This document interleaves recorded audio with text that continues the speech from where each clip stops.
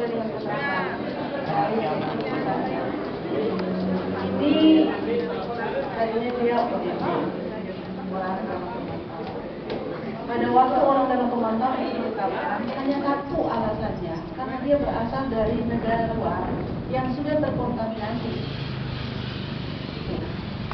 Yang ditetapkan sebagai baru datang dari daerah yang sudah terkontaminasi itu dilakukan pengawasan oleh Puskesmas. Ternyata dalam pelaksanaannya, dalam pengawasannya dia ini demam. Ketika dia demam, semakin diperketat pengawasannya, diterapi, dikasih obat, harusnya sudah sembuh. Tetapi kemudian kenapa panasnya tidak turun-turun? Nah, karena jika panasnya tidak turun, itu langsung dikategorikan sebagai PDP, makanya dirawat. Tetapi pada waktu mau dirawat itu, Puskesmas sempat periksa darah. Nah, hasilnya itu ternyata dia dicurigai demam DBD. Ya. Nah, DBD itu ini kita dijelaskan hanya terlalu teknis dari ini.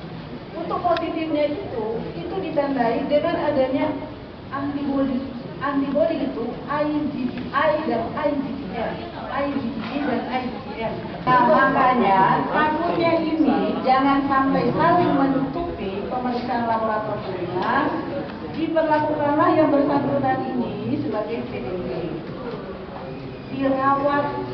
Nah, untuk memisahkan lagi apakah ini memang benar-benar dia DBD atau jangan-jangan dia COVID, dilakukanlah pemeriksaan kedua, pemeriksaan spesimen.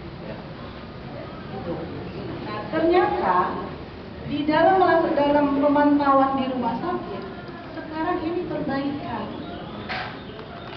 Tetapi karena tetap kita memperlakukan dicurigai sebagai COVID, untungnya yang tadi sudah dikirim, kita menunggu hasilnya seperti apa. Kalau ternyata dia negatif, pasien dipulangkan. Jadi di RSU berarti sekarang ada berapa, Bu? Ada tadi 3. Statusnya, Bu? Statusnya sekarang turun jadi ODP. ODP ada? Ya, Oh, orang ODP. dalam pemantauan. Karena gejala-gejala yang kita khawatirkan untuk mengarah ke COVID itu kayaknya menghilang. Belum hilang, Bu. Ya, jadi sekarang yang muncul itu justru sakit yang baru-baru memang sakit penyertanya. Ibu jadi fiksi apa Ibu? 2 Jepang, 1 Indonesia, Bu ya? Udah tanya bangsanya, negaranya, statusnya aja yang kita bicara. Kita nanti. Makasih, Bu. Ibu kalau yang WNA itu dong di sini dalam